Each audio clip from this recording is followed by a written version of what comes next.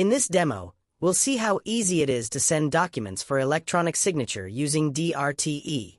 To send a document for signature, we'll click on the Send e-signature email option.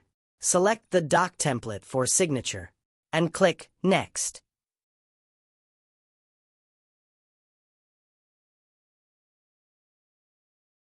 The system now displays the dynamic generated SOW document based on the template we selected.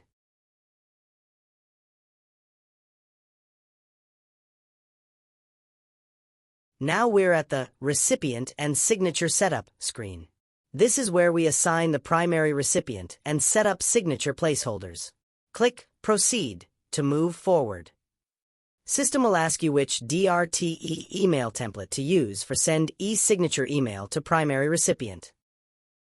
We're now in the Email Customization section. Here we can edit the email content that will be sent to the recipients.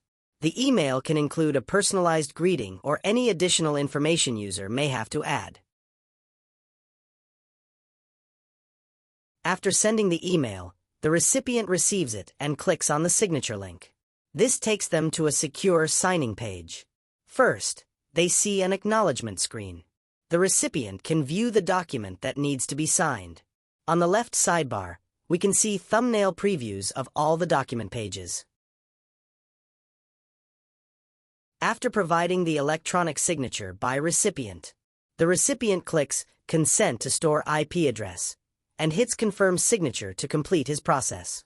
Second signer automatically receives an email to sign and clicks Sign the document. Now we're back to the signature section where the secondary signer needs to sign.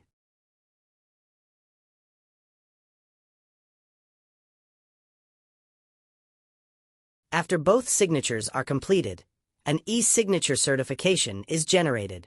This certificate provides proof of the signing process. And that's it. We've successfully completed the entire e-signature workflow using DRTE in Salesforce.